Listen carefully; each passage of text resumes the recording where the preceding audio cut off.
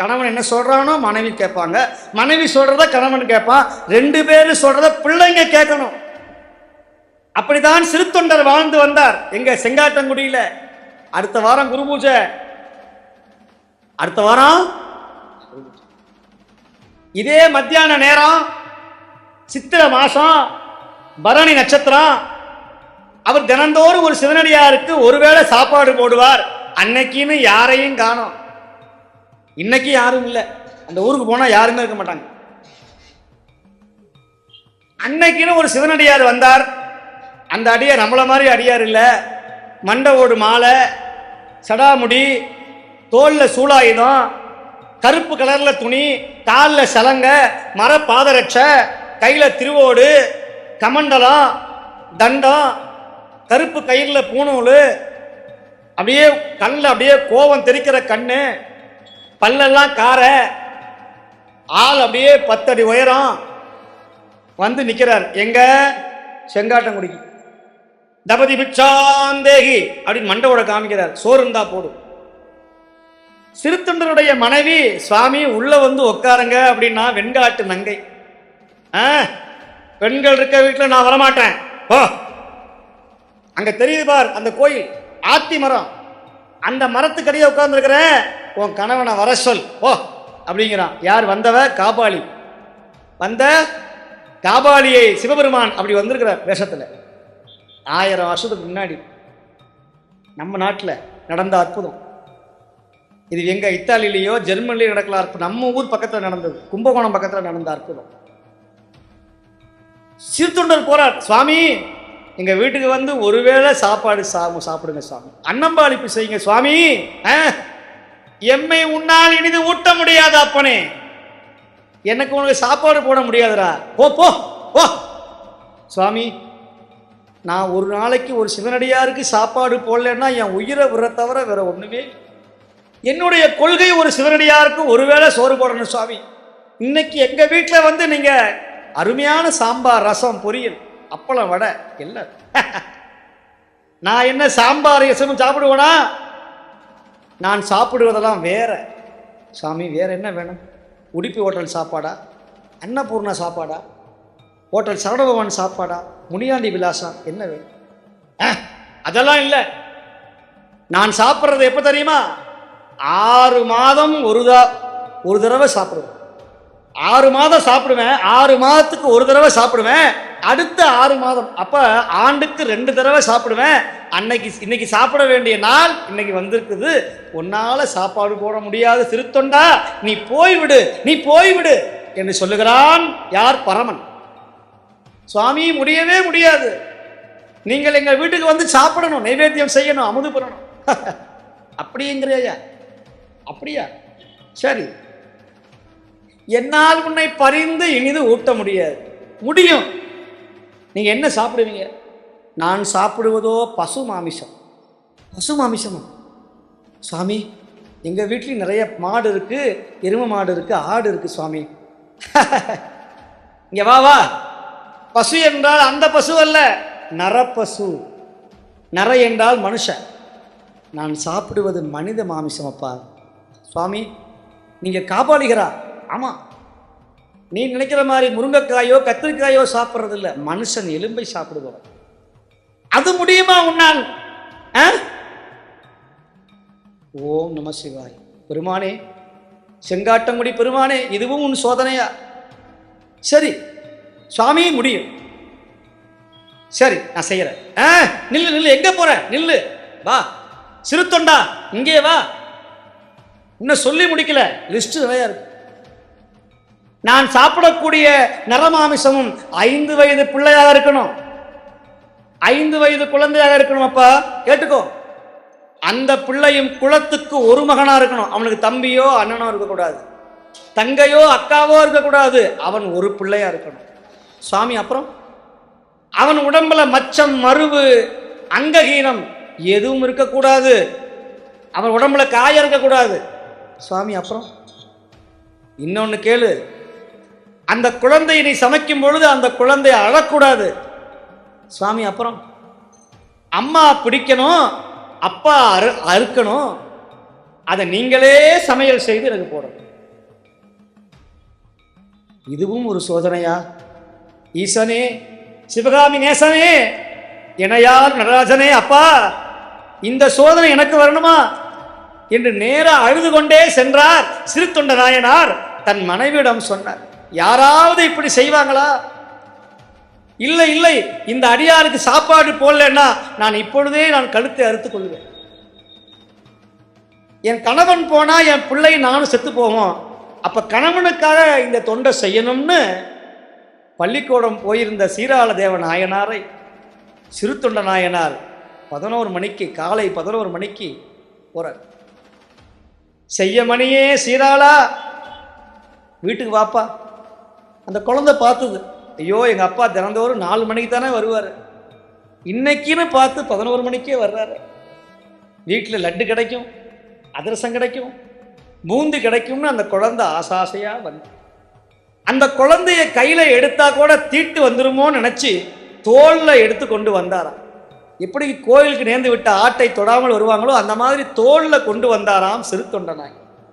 கொண்டு வந்து மஞ்சள் நீரிலே குளிப்பாட்டி, சடை பின்னி, மல்லிகைப்பூ சூட்டி, கண்ணிலே மையிட்டு, மார்பிலே சந்தனம் தடவி, நெற்றியிலே திலகமிட்டு, பாலூட்டி, தாயார் மடியிலே படுக்க வைத்து, அன்னை திருவெண்காட்டு நங்கை கற்பின் மாதரசி அந்த அம்மா குலத்துக்கு ஒரு மகனை, தன் 10 வயது 10 மாத வயது பெற்றெடுத்த அந்த மகனை சைவத்திற்காக சிவபெருமானுக்காக தாலாட்டி தொடையிலே படுக்க வைத்து, சீராளா என் கண்மணியே, சீராளா என் கண்மணியே, சீராளா என் கண்மணியே, அடியாருக்கு ஒருவேளை உணவளிக்கிறோம் அப்பா என்று சொல்ல அந்த குழந்தை சிரித்தது. அப்படியா அம்மா, அடியாருக்கு சாப்பாடு செய்ய போறீங்களா என்று சொல்ல சிறு தொண்ட நாயனார் மனதை கல்லாக்கினார்.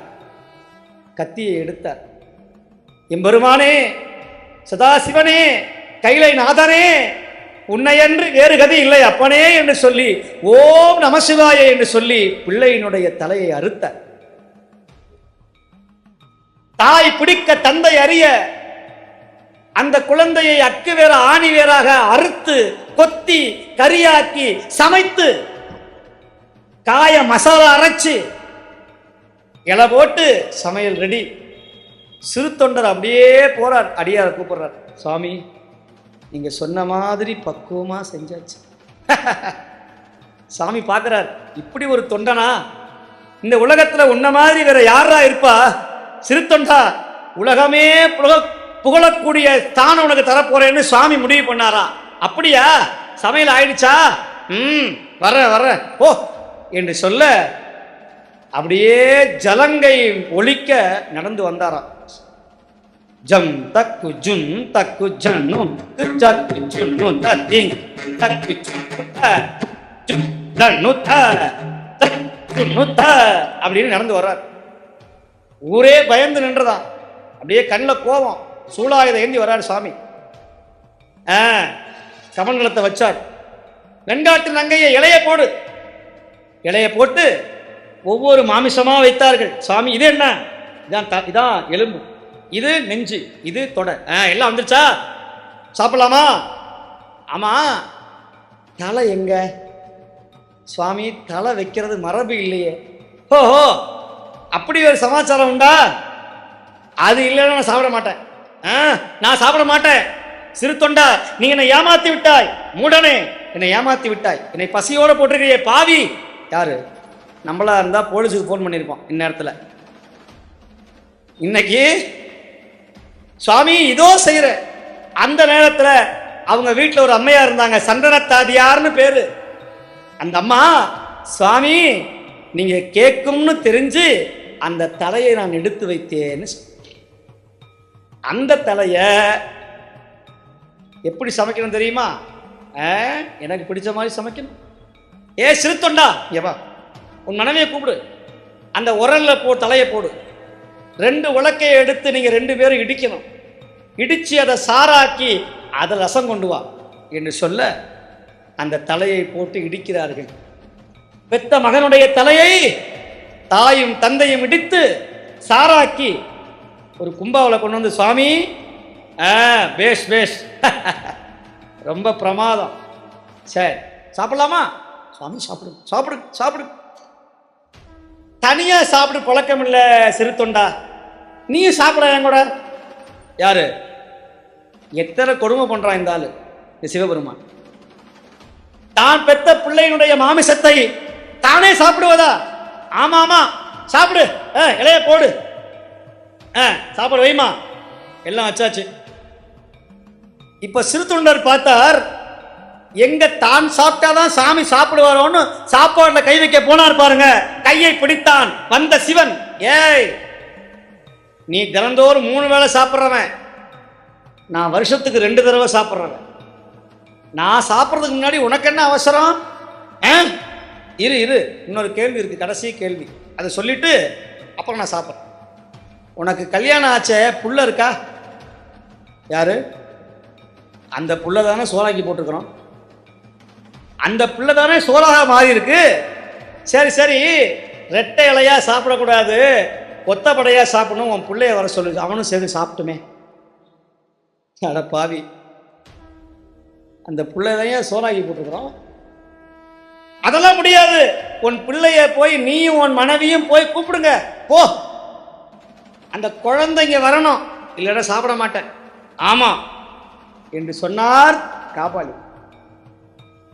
இவர் என்னடா சத்திய சோதனையா போச்சு, செத்து போன பையன் திரும்பி வருவானா? சரி, இவருடைய ஆசைக்காவது நான் வீதிக்கு போய் மனைவி வா 2 பேரும் போய் கூப்பிடுவோம், அப்புறம் சுவாமி பார்த்துக்குவார் சொல்லி 2 பேரும் வாசல் நின்று, செய்ய மணியே சீராளா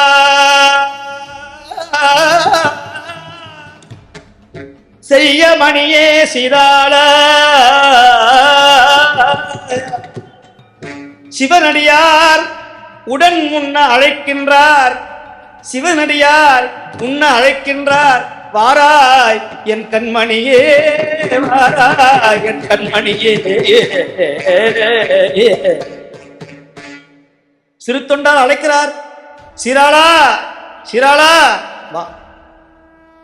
இவர் சீராளா சீராளான்னு கூப்பிட கூப்பிட இலையில இருக்கிற ஒவ்வொரு மாமிசமாக மறைந்தது, எலும்பு மறைந்தது, தொடைக்கறி மறைந்தது, தலை மறைந்தது, கால் கறி மறைந்தது, இலை மறைந்தது, வந்திருக்கிற காபாலி மறைந்தான். குழந்தை 5 வயசு குழந்தை முழு குழந்தையாக ஓடி வந்தது, அந்த தூரத்தில் அப்பா அப்படின்னு வந்தது. இவர் நேரா பார்த்தார், தன் பிள்ளைன்னு கூட நினைக்கல, சிவனடியார் சாப்பிடணுங்கிற ஒரு எண்ணம், சிவனடியார சாப்பிட வைக்கணும். அந்த பிள்ளைய அப்படியே தூக்கிக்கிட்டு உள்ள வந்தார் பாருங்க. வந்த இடத்துல காபாலியனை காணோம், இலையை காணோம். வீதிக்கு வந்து பார்த்தா அப்படியே வானத்துல கோபுரம் பக்கத்துல வெள்ள வெளியேன்னு விட மேல திடாமுடியோட சூடாயுதம் ஏற்றி அம்மையும் அப்பனுமாக பெருமான் காட்சி கொடுத்தார். ஏ சிறு தொண்டா, சாமி பேசுறார், உன்னை போல ஒரு தொண்டன் இந்த உலகத்துல வேற யாராவது உண்டா? கட்டிய மனைவியை இழப்பான், இன்னொரு கல்யாணம் பண்ணிக்குவான். தசரதனுக்கு 4 மனைவி, ஆனா ஒரு பிள்ளை போனான்னு உயிரை விட்டார். புத்திர சோகம் மோசமான சோகம், மனைவி இழந்தா இன்னொரு கல்யாணம் பண்ணிக்கலாம். கணவன் இல்லாம மனைவி வாழ முடியும், மனைவி இல்லாம கணவன் வாழ முடியும், பிள்ளைங்க இல்லாம செத்து போன வளர்த்த புள்ள போயிடுச்சுன்னா அந்த கொடுமை தாங்கவே முடியாது. உலகத்திலேயே மிகப்பெரிய சோகம் புத்திர சோகம். அதனாலதான் அந்த காலத்துல 2-3 குழந்தைய பெற்று வைப்பாங்க, ஒண்ணு இல்லைன்னா ஒண்ணு உதவும். அதனால குழந்தைங்களை பாதுகாப்போட வாழ வைக்கணும் அப்படின்னு இப்ப சுவாமி என்ன சொல்றார் தெரியுமா? சிறு தொண்டா, குலத்துக்கு ஒரு மகனை எனக்காக சோறு போட்டியே, உன்னை போல சிவனடியார் யாராவது உண்டா? என் மகனே வா என்று சொல்லி கைலாயநாதர் சிறு தொண்டரையும் வெண்காட்டு நங்கையும் கட்டி அணைத்து சீராள தேவநாயனாரை தன் மடியிலே அமர வைத்து கைலாயத்துல கொண்டு போய் வச்சானா? யார்? செங்காட்டங்குடி பெருமான்.